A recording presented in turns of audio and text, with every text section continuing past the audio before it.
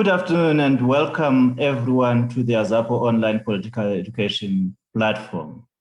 Today is the 20th of June 2021. It is 45 years after the June 16 uprisings. And some of you who were there during that period of the 1976 June 16 uprisings would recall that on this day, on the 20th of June, 1977, it would have been impossible for any of the activists and any of the leaders who were involved in the liberation struggle at the time to converge and meet like this, like we are doing, reflecting back on the days and the activities of the time, largely because a declaration was made that on the 19th of June, 1976, all the persons who were involved in struggle, and about 123 of them would have been banned as a result of the unrest of the June 16 activities. And the Minister of Police imposed a countrywide prohibition on holding of meetings, and that was extended throughout that period. Today, I have activists coming from the period of that June 16, 1976 uprisings. They were not just there, they were leading those struggles, they were involved in those activities. And as a result of those activities, they had to leave the country and pursue the struggle from outside of our lands. I have Comrade Itumeleng Watusi Lakaje. You all know him. He grew up in Zola and Naledi and attended his schooling at Mndeni Secondary School, and as well as Mfulo at Mncube Secondary School until the school attendance collapsed in 1977 due to the June 16 uprisings. He worked with the likes of Comrade Linda Mohale and the late Comrade Khosi Mukhami in the SSRC, and was later arrested and became one of the accused in the Soweto 11 trial in Kempton Park. Pre-June 16, he attended the Anglican Church Youth Club along with the late Khotso Siahlulo. They were mentored by Father Namo, who used to host several meetings of the BPC, SASO, and SAZIM. And after the June 16 uprising, the SSRC, until its banning, and they then left the country, through being chased by the special branch. He and Linda Mohale advised each other that they should leave for exile because of their safety concerns. And as it was, in April 1970, they crossed into Botswana and joined the world of exile. And as it is, he has continued to live his life in exile and is now based in Chicago, where he is continuing to live his life in the life of exiles. I also have Majagatata Mokoena, also born in Moroka North in Soweto. Majagatata was a student at Orlando High School during the uprisings of 1976. He was one of the two representatives from the school that was part of the Action Committee, which was later known as the Soweto Students Representative Council, and organized by the South African Students Movement to plan and execute the demonstration that took place on the June 16, 1976. He has operated underground in the aftermath of the uprisings, and he escaped arrest and sought political asylum in Botswana, where together with his SSRC colleagues, they organized a more militant South African Youth Revolutionary Council. Majagatata then he traveled to England, for studying, and eventually graduated in the USA with a number of qualifications, BA, MA, and he is an alumnus of the Harvard Business School and returned back to South Africa in 1994 after the 1994 elections to continue to work in the country. Some of you would recall that he founded the Economic Freedom Front. He now lives his life in Maseru in the Kingdom of Lesotho. I also have Duma Ndlovu. Duma Ndlovu is a person who does not need an introduction to a lot of you. He is a poet, a journalist, a playwright, a filmmaker who was born in Soweto, Johannesburg. And some of those who were active in the BPC and SASO at the time would recall that he founded the Medupi Writers Association, which was a national writers group that developed and encouraged young Black writers. And he is one of those who became the organization's president until it was banned by the government together with other BC organizations in October 77. And incidentally, he says, with the banning of the organizations, the government also banned, as you know, the World newspaper for which he worked, and the leadership of the BCM, which was hounded and incarcerated. And fortunately for him, he managed to escape and eluded a warrant for his arrest and fled to Lesotho, where he was granted political asylum. And whilst in Lesotho, he continued to write poetry and perform poetry, which had led to his imprisonment several times whilst still in his homeland. He formed poetry groups with some of the exiled South Africans, and they continued to perform at various schools and institutions in Lesotho.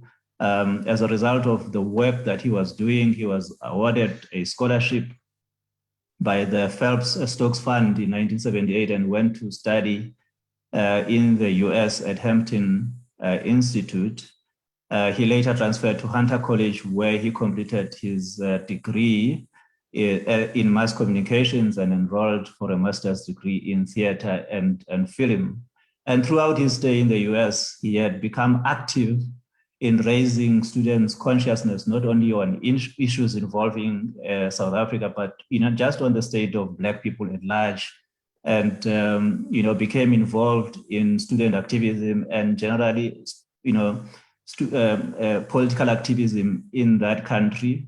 And he was responsible for bringing a number of prominent world political leaders and entertainers to the campus while studying there. Amongst the things, the people that he brought were people like Miriam Makeba, Michael Manley. You would recall that he was once the Jamaican Prime Minister, Walter Rodney, Maurice Bishop, Stokely Carmichael, and Peter Tosh. So he has done a lot of work whilst based in the US for non-profit groups in Harlem, in New York, including the Black United Fund and Roger Furman's New Heritage Theater. And it was at that theater that he produced, the play Woza Albert, some of you would remember. And, together with Voza Rivers, they brought Asina Mali to the US, and in September put together, the highly successful South African Theatre Festival, Woza Africa, at Lincoln Center. So his story is a story of a playwright and is a story of having founded a number of these groupings. And lately, he has written several plays and performed in several countries in the US, in England, Canada, and South Africa. And amongst some of these plays, you would recall Sheila's Day, The Bergville Stories, The Game, The Ritual, The Journey, The Door, and The Black Coats from the Underground.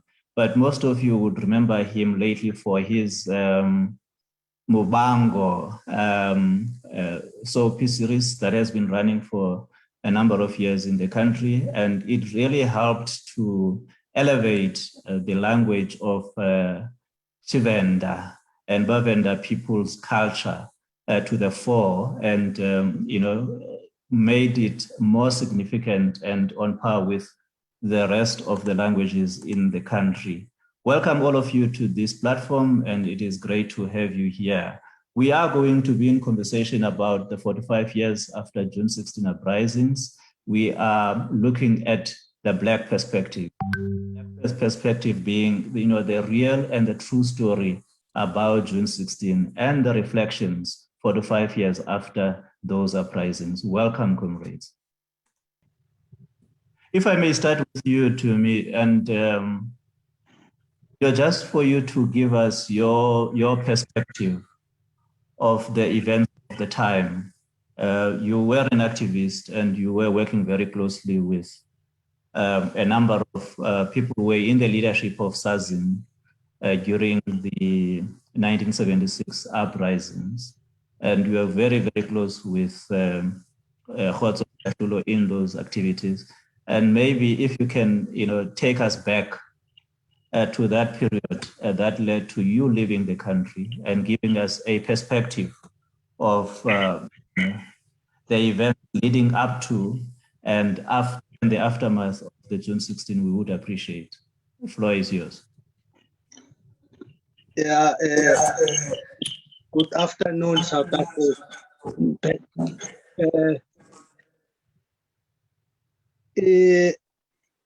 I want to say again that some people think June 16 prevailed just because some students were crazy enough on that Wednesday and decided not to go to school, to go and cause rigmarole in the street and things like that. It's not like that. It took grassroots education to have June 16. And anyway, we did not anticipate that these guys in the police force will react the way they did, unfortunately. I'm not going to talk about our enemies. I'm going to talk about us, because now that's where the enemy starts from. But I'm not going to say the enemy. I'm going to say us, ourselves. There is what we used to call solidarity, which is part of Ubuntu. Ubuntu does not start in 1994. Ubuntu has been there all the time. Unfortunately, it looks like 1994 or the 80s, where now our country was declared ungovernable by the powers that be in the liberation movement. So that now you found that it's dog eats dog. And this is prevailing every time. June 16 is June 16 only because of that day, but it was a movement that started in continuation from the 1960 uprisings. And it was redirected in 1968 when SASO was formed. And now that because it was only students involved, the BPC, Black People's Convention, was formed. And by the way, now that today is so-called Father's Day, we should remember that also the Black People's Convention was once led by a woman, a mother, Mahware. So even during the June 16 movement, we had women. Boma Sabata Luate, the late one, unfortunately, was killed by our own people. We have Sbongile Mkabela, who led from Naledi High and the Bridgeman Club in Jabulani or in Zola, yeah, Zola 1. Brakehla Mthembu, Dumandlovu with the poetry, with Ingwapele Madingwane, Majagatata making karate clubs and debates. Tito Pakwe, Khoto Seatlholo used to debate as well. There was also one guy called Dr. Njunja at Emden. He used to move with a Volvo carrying different youth. And he used to mentor us as well, talk about this and that, telling us about the history of Timbuktu and all that, what we were not being taught at school. So for me, I think it was the theme for June 16 was Black men, you are on your own, Voga, Voguzenzele.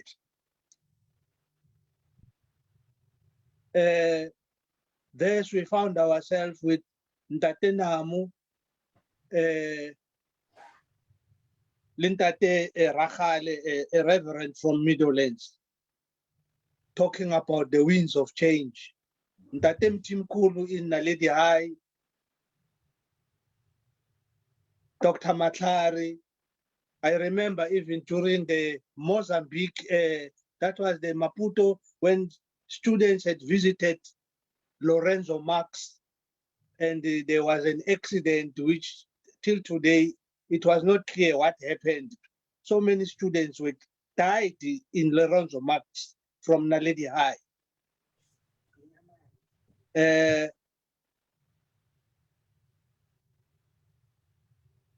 the Frelimo Moral in Tate.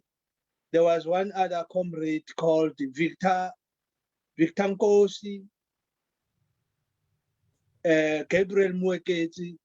Some of these guys, when they went to exile, unfortunately, because of before, we didn't have this partisan thing of I am Azapo, I am ANC, I am PAC. We were all black people fighting the common enemy. So unfortunately, when we came to exile, it's where now we started becoming divided. And the people who got arrested going to Robben Island, we heard they are also divided.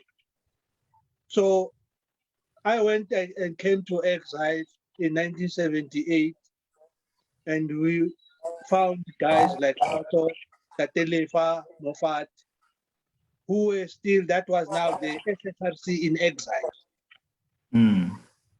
So until when we formed South African Youth Revolutionary Council, of which Ntate Dumandlovu was a member, Ntate Majagatata was also a member, I was a member. When SECO was formed, I was based in Nigeria. So far, that's what I can say. Thanks to me, and that gives us a perspective, and maybe Majagatata can, give us his perspective of, the events of the time and his reflections. You will need to unmute. Okay, whilst no, it's fine. Whilst you are sorting out your tech issues, maybe we should go to Babu Kachen. Tumagandlov was a writer at the time for Medupi, and he saw all of this happening. Can you give us a perspective, Babu Kachen? Yeah, the problem with Majagatata is that I've always been his big brother. I've always had to teach him. So he's struggling because I'm not there next to him right now. You're not there with him.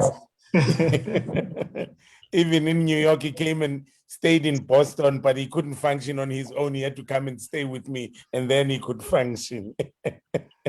Baba Mukwena, there's you just press the unmute button on the mic. It should be okay. He can't find it. Thank you very much, comrades. I'm honored to be requested to give my reflections on June 1676.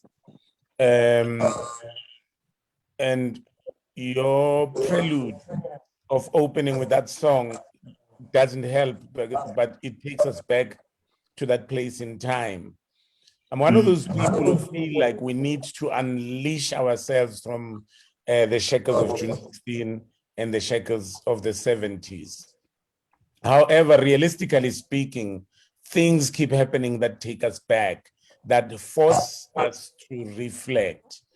I'm grateful to still be alive today. I'm grateful to see Comrade Tumi. I'm grateful to see people like Majagatata who are still alive. These are the people that we interacted with.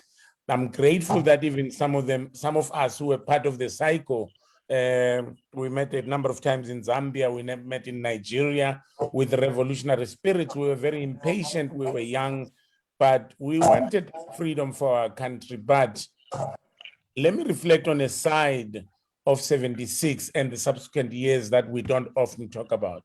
Young people died. And I think as a society, we should remember that. This young man, Majagatata, is lucky to still be alive. I call him the young man because he's always been that vibrant young person, always vocal, always revolutionary, always daring, always brave. He's lucky to be alive. We also are lucky to be alive. Tumi talks about my poetry days when we would read at Regina Mundi and police would come in and throw canisters, and those would be followed by bullets. We are all to still be alive. Tumi is happy to be alive, is lucky to be alive because he went to Botswana, he went to Nigeria, young people died. Why did they die? because we all had made a simple commitment that our blood will nurture the tree of freedom. I'm not sure if we understood what we meant then. I'm not sure if we fully comprehended the consequences of that. Young people have died and they are now forgotten. The struggle is no longer what we thought it was going to be. Comrades, I would hasten to say to you that if you went around to everybody that went to exile, if you went around to everybody that went to Robben Island, if you went around to those that were maimed and shot and injured and arrested and asked them, there was one other comrade called Victor. Those that were maimed and shot and injured and arrested. So if you were to go back to ask most of us, was it worth it? I don't regret going to exile. I don't regret committing my life to the struggle. However, where we are today sometimes makes us wonder if it was worth it, because the struggle is not taking the course that we wanted to take. So there needs to be a corrective measure from nobody else but us to then redirect what is happening in our country. We were brave enough to fight the apartheid government. We should be brave enough to stand up and say, this is not the ideal that we fought for. This is not the reason why we gave our lives. And this is not the reason why we went to exile. So a lot is getting lost today because some of the comrades that are in leadership have either forgotten why we fought or never had an idea or never had a clue why we fought, because either they were not there or because they were not serious even back then. I'm not sure why, but a band of people is up there leading us that is sacrificing and selling our revolution. Comrades in the 70s, I was 21 in 1976. I was almost 22 that year. A lot of young people were 19 and 20. These are the people, others younger, these are the people who had to stand up because our fathers then and our elders then were too slow to free us. I remember in a conference that we held in 1981 in Zambia with Khotso and the other comrades, we said in 4 years' time, we will be back in the country to free the country. So it was the impatience of those young people that forced South Africa to come to its knees when it finally did. When finally Nelson Mandela was released in 1990, it was the pressure that didn't come from the 60s, that emanated and built up from 1976.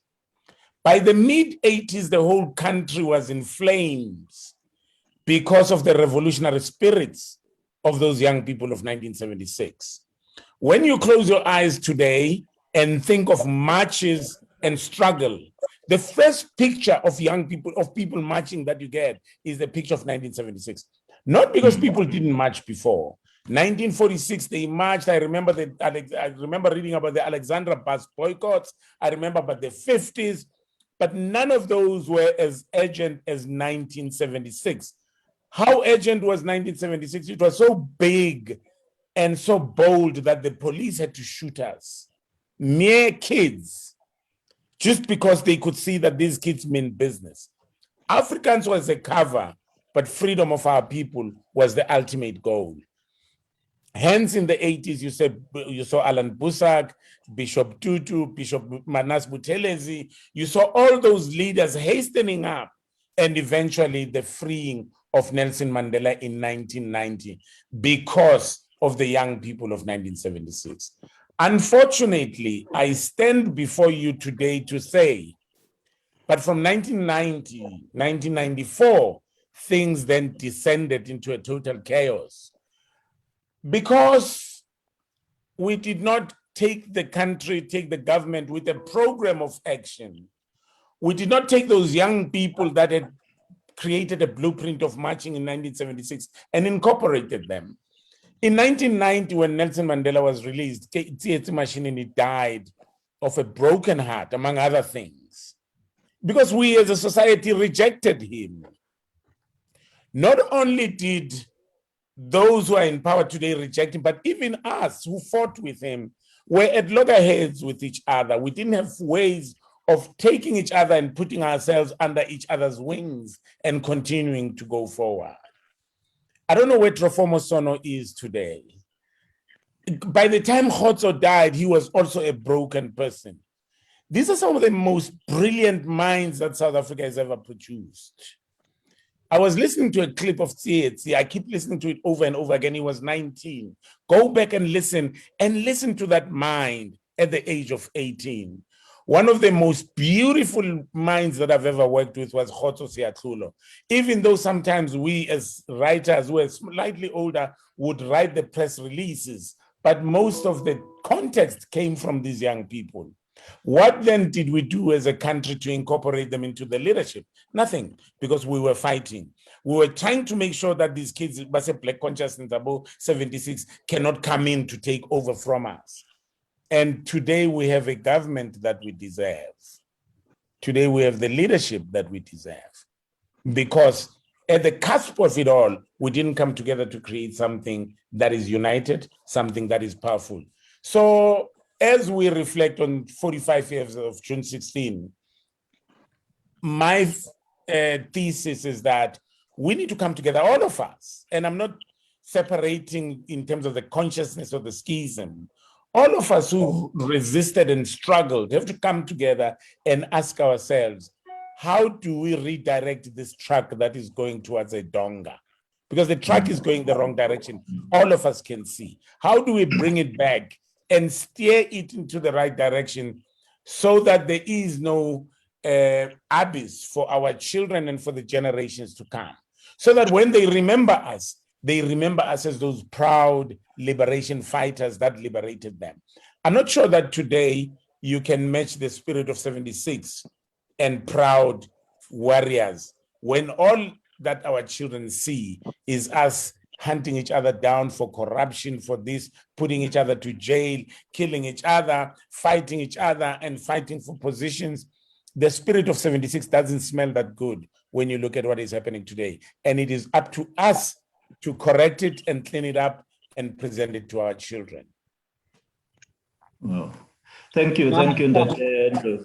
That was a mouthful and quite profound. Machata, you wanted to come in? You can hear me now again? I can. Oh, good. I want to elaborate on something that Itumeleng said earlier.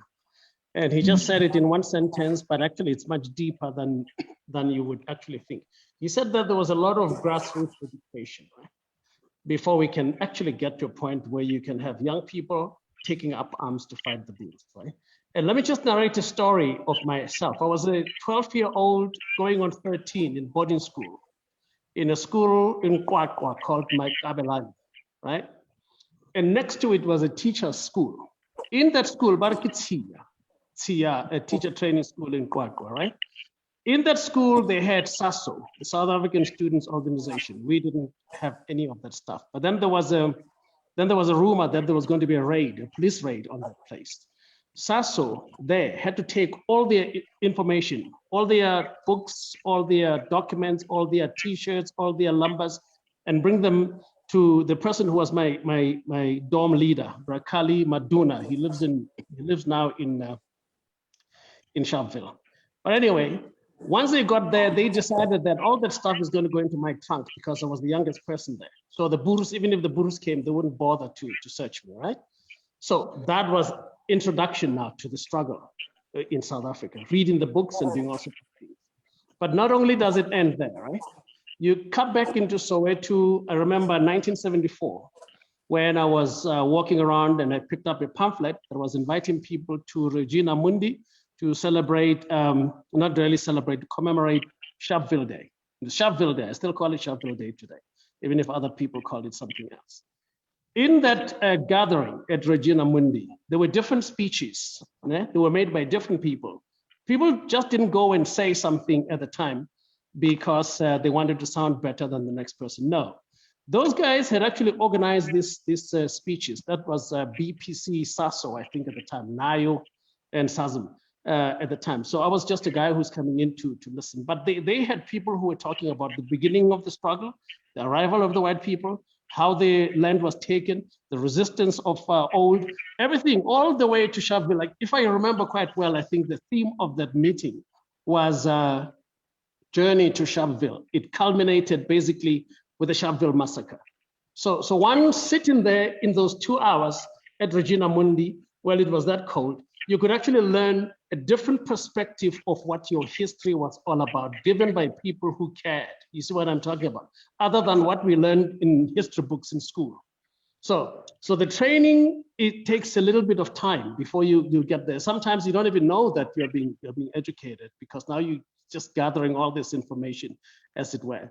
By the time 1976 came up, I think people were basically ready. I mean, people knew that the system is not there for us. The system is there for the white people, and therefore it needed to be destroyed. Any single trigger that came along at that time, it could have been a child being shot or maybe hit by a car, it would have triggered similar reaction from people. So June 16 then came as a result of this Afrikaans issue. But even that Afrikaans issue, it had been lingering for about 2 years. In 74, when I was in Malapo Secondary School, it became an issue, and we almost went to boycott that thing because we were learning geography in Afrikaans. It was the most difficult thing ever, and I love geography, but because it was taught in a language that I detested so much, I didn't want to have anything to do with it. But let me jump back now to now. The issue, having learned all those many things, you know, from the time the Boers landed, 1652, and the resistance and all this stuff and whatever, and you end up in something that very, very pivotal and very significant. 1910, Union of South Africa after the Anglo-Boer War, when the Boers and the British were fighting over our gold, our diamonds, and our land, right? But the dispensation that they had at the time was consolidating South Africa as the Union of South Africa, designed very specifically for white privilege, not for Black people, right? So I want to go back and say, this dispensation as we have, the post-Mandela or Mandela dispensation, is actually based on the 1910 dispensation. So if you design a car to be a race car or to be a truck or to be anything, it'll do only those things that you design it for. There is no accident that Black people continue to suffer in South Africa today. It's because even if you can put a Black driver in a car that is supposed to move at a particular speed, it will not change the performance of the car. 1910 dispensation is the one that has informed Nelson Mandela's and his group's negotiation platform, which is why today people will say in the Constitution, this Constitution that people think is the best in the world, it says that you can only claim your land back. Only if it was taken from you in 1913, as if our land was taken from us in 1913. So basically, whether you can have Nelson Mandela at the helm of this institution, or you can have Cyril Ramaphosa or even Thabo Mbeki, the system is designed to suppress Black people, and it'll continue to do so regardless of who's at the helm of it. What we need to do, Duma said, what do we do to fix it? We fix nothing. We destroy it, because it is not designed for you. It is designed to destroy you. So in retaliation, you should destroy it. You should destroy the dispensation for 1910. And then we can start. Then we can begin basically on a slate that is not giving anybody an advantage over others. 1910 made it possible for some people to think that South Africa belongs to all who live in it, when we know there are some people who were thieves who actually came in there and took the land and all that. So the issue of perspective is critical, in the sense that if we go back to the 1910 dispensation, look at its structure and look at its area. I think it's that system that actually gave birth to the secret deal that Nelson Mandela probably had with the Boers over what they call the sunset clauses or something like that. But unless the system is in place, we are not in a position to do anything for Black people. Let me tell you why, and I'm just wrapping up. The reason is because I studied business, I studied economics. The reason sits here. The mining licenses that companies like Anglo, Genco, and all those guys got to mine in land that didn't belong to them, like say the Free State or Northwest and other places, were gotten under the dispensation of the 1910 thing. So 1910 is legal for them. If we remove 1910, then it's illegal for them to have done what they have actually done, and they'd have to give us reparations. I'm just making a wide perspective that I think we need to go back to. And so it's true, Black men, we are on our own, but we are absolutely nothing without looking back in our history and trying to find out exactly what happened and how those people got us where they've got us right now. Right now, we're just basically poor people, and we have to leave the country again in order to live like human beings, you know, because we've got agents of the 1910 dispensation in power today in South Africa. Well, thanks for those inputs and comments, and I think they're very, very helpful for this conversation. You know, a lot of us grew up hearing that June 16 was really about the imposition of Africans, and some of us really think that that was just a red herring. And the reality of June 16 was really about the dehumanization of Blackness. Would you agree with that, Motjagatata, that it was not just the issue of imposition of Africans, it was dehumanization of our Blackness, where, you know, the intention was to design a Black person who is subservient to whiteness in all respects? Yeah, I'd agree with that, but let me add something, because this thing has got a history behind it. The 1912 development of the African National Congress, or South African Native National Congress, was basically to counter this, to get land back. So the issues there were pretty much graphic, they were pretty much utilitarian and others.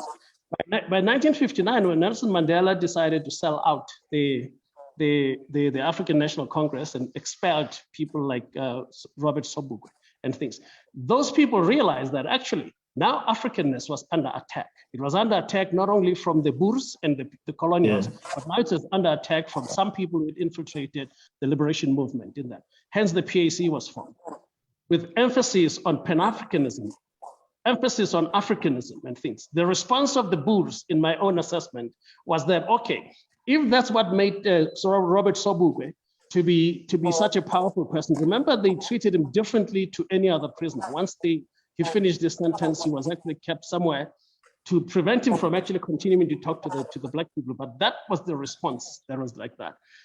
Then comes the Black consciousness movement. The Boers at that time were actually engaged in a complete attack of Blackness, the attack of the Black language, Black culture, and everything. Hence the imposition of Afrikaans as a medium of instruction in certain schools in South Africa. So I agree with you as is, but I think we need to understand the components of it as well, so that now we're in a position to counter them. So the Black consciousness movement comes up as a counter to what people like the old ANC, not the communist ANC, the old ANC, the PAC had actually done. So people like Steve Biko and all those guys were saying, wait a minute, we cannot have a system that actually tells us that we're absolutely nothing. As in the words of Verwoerd, we must be educated to be the hewers of wood and the drawers of water. So people said, no way, we cannot do that type of stuff. So the Black consciousness movement came into being. That's my assessment. And I think it did a good job in a short time, in a very short time. Well, they were bested only by Sobukwe, where they put out of the ANC. 2 years later, they actually had shelved them.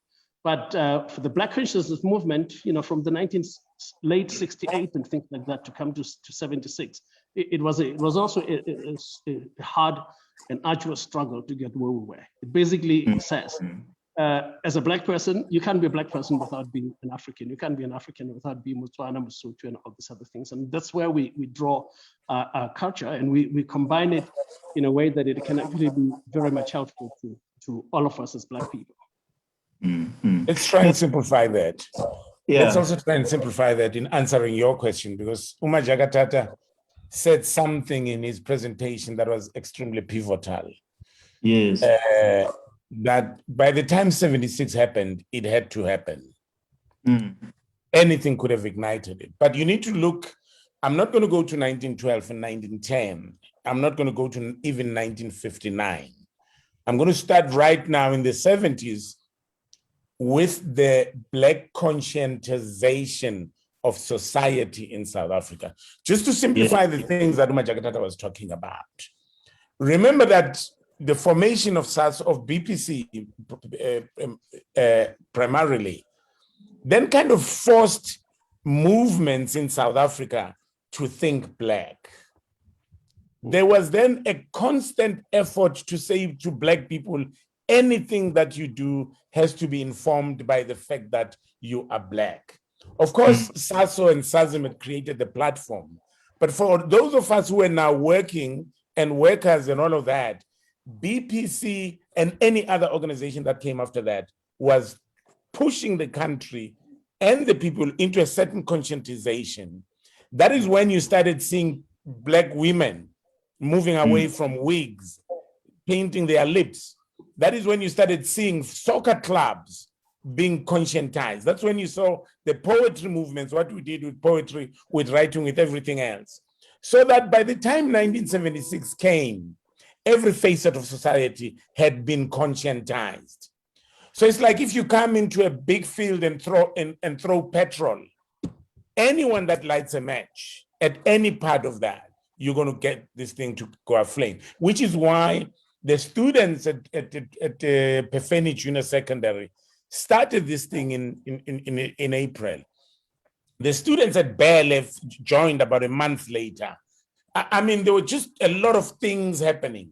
And immediately after June 16 happens, we then formed the Committee of 10 that was led by Dr. Mtato Motlana, which became the Soweto Action Committee. You start seeing even the UBC, Urban Bantu Councils, Abu Ntate Maponya, Abu David Tebehadi, Abu Tolika Makaya, Abu Shabalala.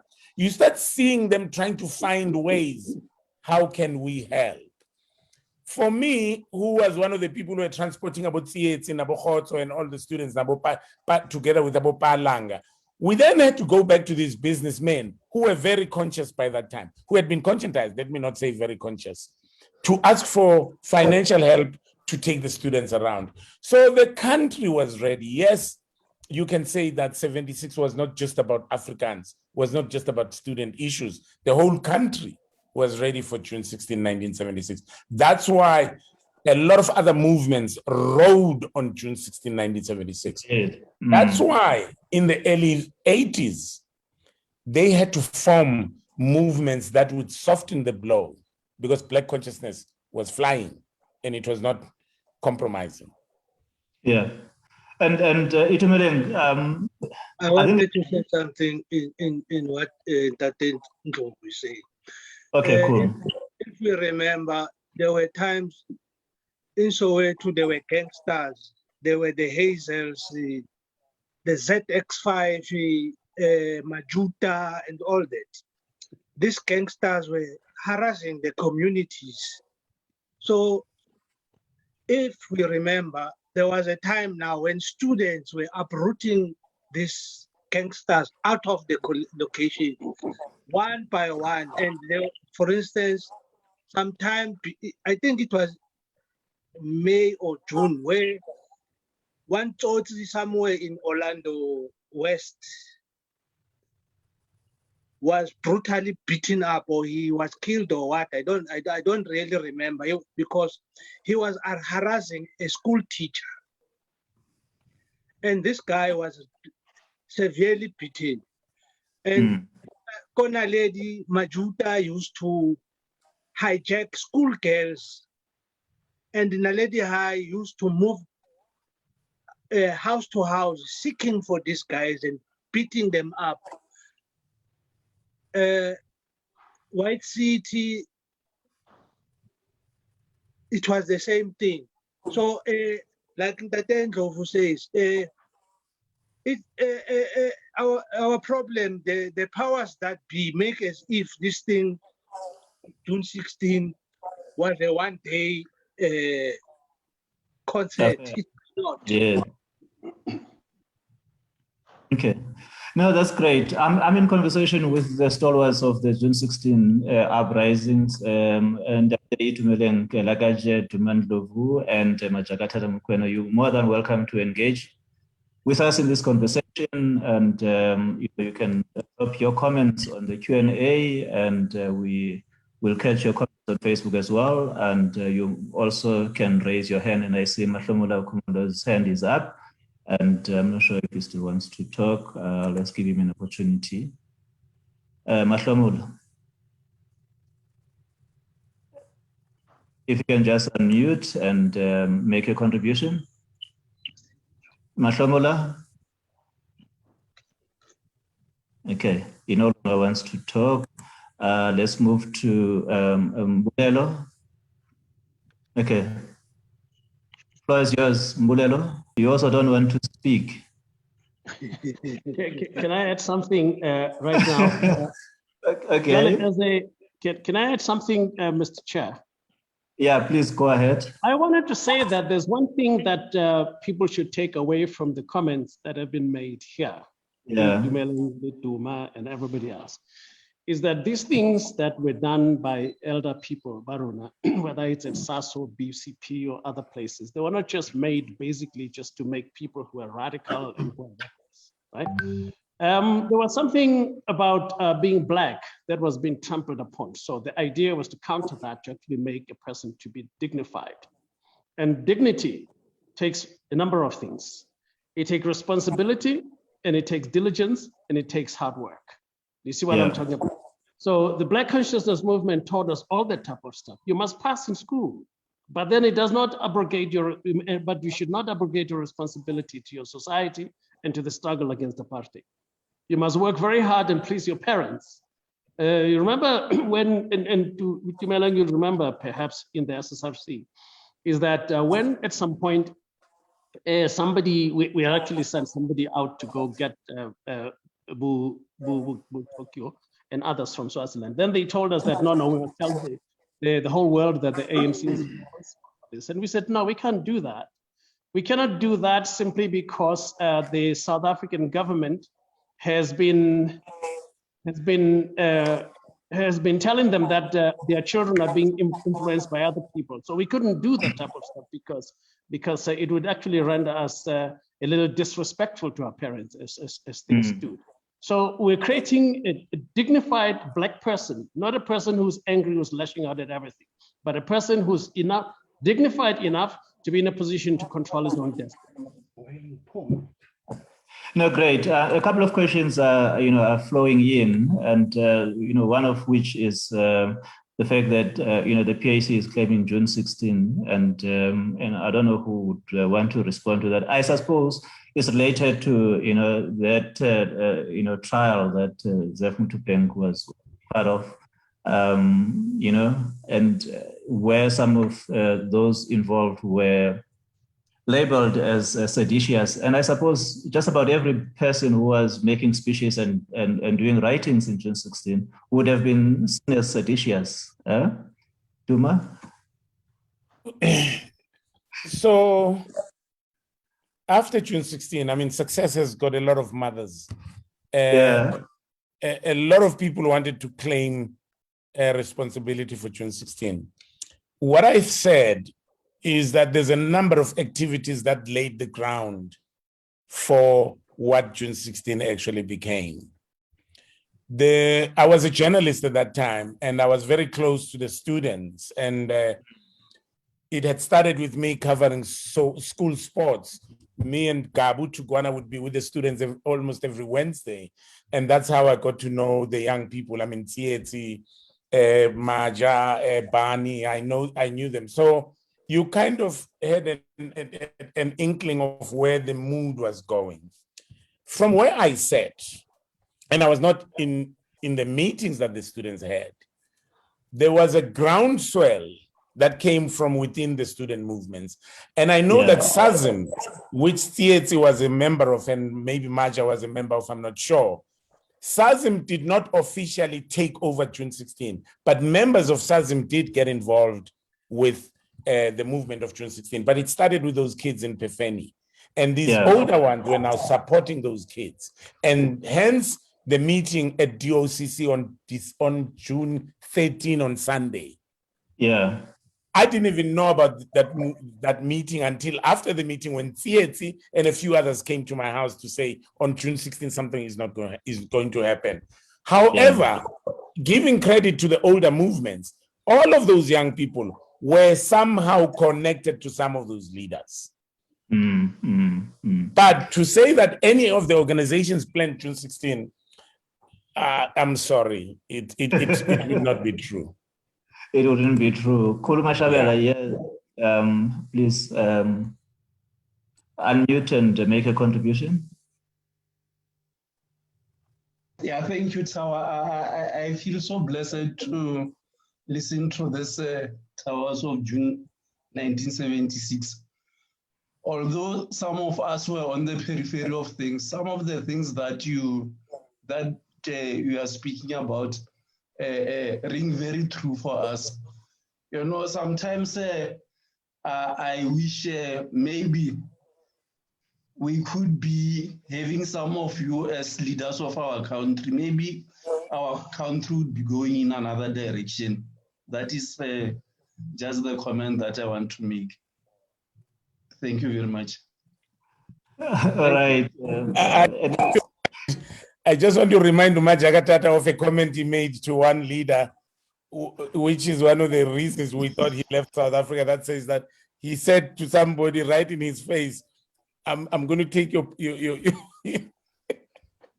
I'm going to take your position one day. He knows what. Yeah. No, I did say that. I did say to Thabo Mbeki that one day I'm going to be president of South Africa, and he didn't like it. You did not say that. You did not say that. I was there. You said one day I'm going to take your job. Well, it's the same thing. It's the same thing. However, I would have expected now for a guy who is older than me, Kori Grootma, to actually say, oh, gee, at least we've got people with ambition enough to be able to take over leadership, even if it's that hard, and actually encourage that. But then he got upset. That was, for me, a big surprise at all. I mean, anybody that wants to be like me, who's younger than me, and I'm doing good stuff, then I'd say, gee, bravo, at least we've got some people who've got ambitions of a positive nature, you see. But the problem is that the people took over the government. No, I'm not sorry to say that, but I'm going to say it very, very clearly, because you can even read about this thing in the book, Nelson Mandela, Long Walk to Freedom. He basically was handled by the Boers to get to where he was. So his organization basically needed to erase that groundwork that was done from the 1960s of conscientization. And the way to erase that, how was that? They erased it basically by eliminating, literally killing people who were actual representation of the Black consciousness movement in the way that they did, by killing them and burning them with tires and doing all sorts of things like that, and creating havoc and intimidation that is worse than the intimidation that were faced by the Boers, because now it was being faced by people that we thought would be liberators. You see, so the issue is that now I refused to say that I'm going to give my sweat and blood, hand it over to a person that I can see is actually selling us downriver to the white guys. Yeah. We don't have land today because of agreements that Nelson Mandela made with the Boers, whether in prison or in that nice house that he had in Victor Verster prison with the swimming pool, right? Okay. We cannot keep quiet with such things. I hear you. We cannot keep quiet with such things. We need to confront them. We need to recognize them for what they are. And until we can recognize them for what they are, then we're in a position to move forward. But on the issue of the PAC saying that they were responsible for June 16, that is an absolute lie. I mean, they know they're lying. They're just basically clutching at straws. Also, they're taking a white man's statement. They're taking a white man's statement. A judge who actually wanted to put as much, pile a lot of charges on Bonga Desef as possible, so that they can convict them. you can tell that the white person just wanted to convict these guys and throw them, the biggest truck under the biggest truck is by saying that. So they taking that, which the white people wanted to use to disadvantage when they deserve, and then they're claiming now that the June 16 was their doing. I can't discount them though. In the evolution of the struggle, I think everybody was somehow involved in the culmination of June 16 as in the evolution of the struggle, basically, as I said. Yeah, it's always dumbfounding, really, because I mean, this narrative has been there for a while, and the interesting thing is that reliance on that judge. This is what the judge said, and yet the activists of June 16 are here talking to me now, and they were not in the PAC; they were in SAZIM, SAZIM, which was established by Tiro of Black Consciousness Movement. But I just want to move off that and just reflect on, because I mean, all of you, the three of you, left the country immediately after the June 16 uprisings, and you continue to live lives in exile. And last week, I was in conversation with largely your kids of the revolution, young people who were born in exile, and they reflected on the kind of life that was living in exile. And it would be great to hear your perspectives of how it was living your homeland and living in a foreign land and continuing with the struggle with all the associated risks. Because some of you were seen as spies, terrorists, and illegal immigrants where you went, and yet you continued to fight for the revolution. And you made mention of the fact that in the 80s, which is in the aftermath of the June 16 uprisings, a lot of organizations were formed to soften the blows of what was catalyzed by the June 16 uprising. And it would be to understand your narrative and your thinking around the contribution of people who went to exile and continued the struggle from that end. Because often we hear this polarization of forces between those who remained in the country and those who went to exile, and largely the organizations that were formed by those who remained internal, in the country and continued, that struggle. So it would be interesting to hear your comments, all of you. So the saying, "Black men, you are on your own." You don't know what it means unless you went to exile. Black men, you really were on your own. You really live it. There were factions. I mean, Majaka Tata would be called a spy because he spoke better English. Duma would be because he drove a car. I mean, I'm not telling you about fables here. I'm telling you, Duma owns a car, therefore he's a spy.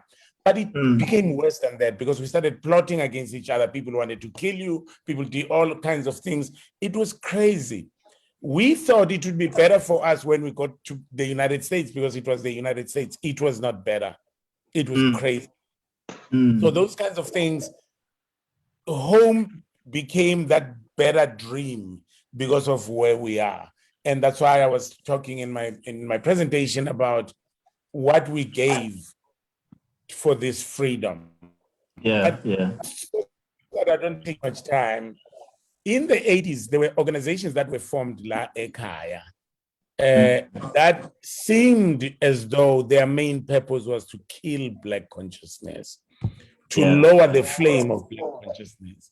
I mean, Masabata Luwate, I think Tumi talked about Masabata, is just one of those people who died a senseless death at the hands of Black people just because we wanted to silence Black consciousness.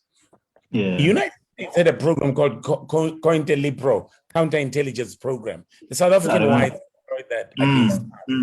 They used us to kill each other. They founded organizations. They infiltrated organizations so that at the end of the day, we fight amongst each other. I'm glad that today there aren't as many divisions as there used to be before. However, we need to find our center. Yeah, we need to find our center. On the basis that Angel was speaking about, like for instance, saying, "Black men, you are on your own." it was difficult to travel. You could have a visa of any country that you want to travel to.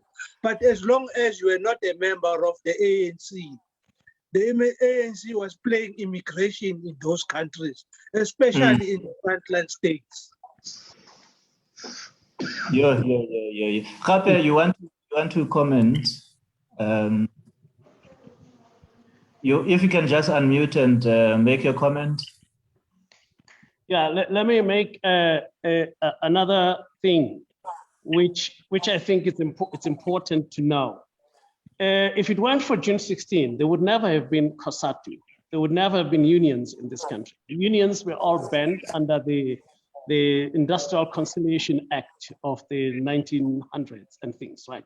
However, when we embarked on the first stairway strike, Tsietsi was still here, and then he left immediately after that. We went on the second stairway strike with Khotso now at the helm of the SSRC. Yes. Then we got a call from Helen Suzman, who wanted to have a meeting with us. So we thought, okay, we can go and meet with Helen Suzman. We took Paul Langer and all those guys to go do that. And she said that Harry Oppenheimer would like to meet with us. And we said, no, we're not going to meet with Harry Oppenheimer at all, right? Guess what happens immediately after that? They set up the VN Commission, and the VN Commission finds that as long as there are black kids like this who can call a strike at any time, and there's no basis for negotiation with anybody, they might as well legalize their trade unions. The VN Commission recommended that the trade unions be legalized because of the actions that we actually took in 1976. So even COSATU as it stands today, it would never have existed had it not been of June 16, 1976. No, that's great. just the point I wanted to make, because there are a lot of loudmouth organizations today who basically align themselves with an ANC they never knew. Mm-hmm. No, that's fine. Duduzile, if you can comment. Can you hear me? I can hear you. You can? Yes. Okay. Hey, Duma Maja, Simon, Uri. Yeah, now you know me. Yeah, so that way. Wankiti tota mma. What I'd like to say is, I listened to all three of you, and everybody's view is on point. The wheels of 1976 were already in motion way back then. And what happened on June 16th happened because the climate was right. And when Itumeleng, I'm glad you brought up the issue of these organizations that all of a sudden, separating each other, because if you were not in the ANC, you just couldn't survive in too many places. You couldn't go to too many places. And I'm sorry, because I'm really emotional. I sometimes look at the situation in South Africa and really get frustrated that what did we go through all that for? Why? Mm-hmm. I think that's an important question, which is linked to what Gacheni was talking about earlier. How do we move forward? How do we find the center that will connect all of us, so that the struggle that the June 16 generation enabled and helped the country to move forward with is continued towards the ultimate victory. Start with you, Itumeleng. If you can just unmute. Unmute. Hey, this unmute thing is a business. I know. Okay. Go ahead, Machakatata. Okay, the issue is very simple. We know, one, that we've got an incompetent government, right? And it's not a surprise that they are incompetent, because they do come from an incompetent organization, right? And one that is not actually in favor of Black aspirations because they believe that South Africa belongs to all who live in it. And as a result of that, I think the one solution for that is actually remove them from power. I don't think we can reform them, just like apartheid could not be reformed. We just need to remove them completely out of power. The difficulty, though, is this: how do we get to the people whom we had easier access during apartheid than today, where the ANC keeps coming in to interfere, right? The people ultimately have seen what the ANC is all about. Unfortunately, the minds are so twisted that they think that by not voting, by simply staying away from the polls, they're actually punishing the ANC. I think we need to somehow convince the people that actually, if you're upset with these people, use your vote to remove them. We need to use your vote to actually take them out completely, because you can't reform these people. I'm sorry. I've watched them for the past 28 years. Is it 28 years now? More than 20 years. Getting there. Yeah. Getting there. And these people are incapable of anything that's good. All right. Molefi Kgokong. In adding to what Tate Majakatata is saying, Okay. Lona Tate Yakalieta doing this debates that we are doing now. I personally think it should not only be June 16, it should be a recurring thing. What we used to call this in Seiko in Botswana, we used to call it party building. Every morning we had political lectures from each and one of us, where we are teaching the other one. So this is what must prevail in South Africa, where these discussions must be there. The television, in a way, for young people should be switched off for some time. It would just watch television if Muvango or Bobo Skim Sam and so. If it comes to the, it's so lousy. I think people should start trying to get substance, learn every day. Then they will know what Majakatata is talking about. Okay, last comments from Molefi Kgokong before we close. Oh, yeah. I thought that the questions that I posted there on the question and answer will be answered. But I can just post this one to Ndade Dumagandlovu.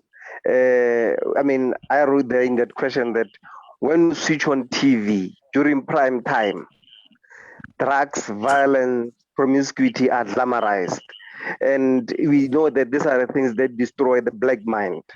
When are we going to see the real role of art and culture playing a role in, really conscientizing people, so that people are, not only, made to accept the horrible conditions they are in by, drowning their sorrows in this senseless kind of, whether in movies or dramas. It's not going to be easy. Some of us tried to do that.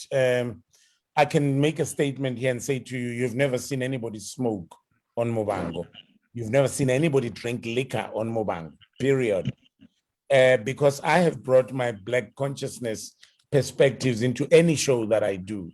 So in any soapy that I develop, I'm not even talking about promoting, but you'll never see a Black person holding a cigarette, because, and then we do shows and programs against drug abuse and all of that. But it's just a drop in the ocean, because the horse is bolted. Society today glorifies these things in an immeasurable way. Maybe to Mi's point, we need to create not only forums of discussions, but also as revolutionaries, because we still are revolutionaries. We need to now take control of social media, like Simpiwe and them are doing right now, and try and find these things that can trend so that we can reach the young people. Maybe we need a massive Black consciousness conference that will bring all these people together to ask the question, where to from here. And of course, if you call it the Black Consciousness Conference, there are people who are not going to endorse it or to come. So you got to find a way to frame it so that it is the Black Consciousness Conference, but you bring them to the table without them realizing that they're coming to a Black Consciousness Conference, because we do need to talk. I hear Majagatata, he still has a fire in his belly. I'm 66 years old, and would I take up guns again? I mean, it's quite a big question. No So way. we need to find new instruments. We need to find new instruments of fighting revolutions, but something definitely needs to be done. Yes. All right, let's move towards closing. Itumeleng, your closing comments. My These are very closing comment is that we should revive Zanempilo. Zanempilo in the sense of that these youth clubs that used to exist should come back. Sports facilities in the communities should come back. We cannot all be business people trying to sell this or that. There must be a process that we have to learn. These things Thank must you. be learned. And but because now, well, you know, when I was in exile before, I used to be able to identify a South African, even if the South African was speaking in English. Today, I cannot. Thank you for that. Majagatata? Well, I'm of the opinion that something should act as a catalyst to actually get people to wake up. There's only one thing that everybody feels in South Africa, most people feel in South Africa, is economic deprivation. Yes. So that now when we do conscientize people, it's not only about Black consciousness, but also it's about why is it that most people that are suffering economic deprivation are Black people. You see what I mean? It's a continuation of Black conscientization, but then now we add something to it that actually would resonate with each and every family, each and every person, and each and every worker or non-worker or something like that. Economics is absolutely fundamental. Economics is what is actually freedom. So economic freedom, not the Malema bastardization of what economic freedom is supposed to be. Really true economic freedom. So my issue though is this, that I think even if we don't have a chance of having a humongous Black consciousness program, a lot of these issues that people can resonate with or that people can relate with should actually be included. And I challenge Duma in that one because he's already in the public eye. I think there's a way of including some of these things in your dramas in a way that is not going to offend people that that actually pay for those things to be on television, but basically send the message across. There's a reason Black people are in the place that they are, because the car they are riding is designed to make them that way. So I think it's really important that we need to understand that, because until somebody is economically free, they cannot be politically free at all. Thank you for that. Duma, your last comments? Muted. Technology for the over 60. Thank you very much for this glorious initiative of bringing us together. And again, as we said at the beginning, we try to move away from the memories of June 16, but we keep going back. Just one is hoping that all of us collectively will come together and try to find solutions, because our country is going, they usually say, to the dogs. No, thank you for coming. Three of you have really ignited the conversation. And what is clear and what is coming out of this conversation is that we need to find the center, as Duma was saying. We need to find one another, and we need to continue to talk to one another, as Itumeleng was saying. And Majagatata is basically saying, re-conscientize the Black community so that, they can take the struggle forward. We need to find one another, and we need to continue with these conversations. We are continuing with these conversations every Sunday, and next week we will, at this time, we will be continuing with these conversations just to close off on the aspects of the June 16 period. And then from then on, we will continue with the programs that follow. Thank you very much to our guests and everybody who connected with us. We continue with these conversations, and they are all important to us. And thanks for sharing your time with us. And until next Sunday, same time.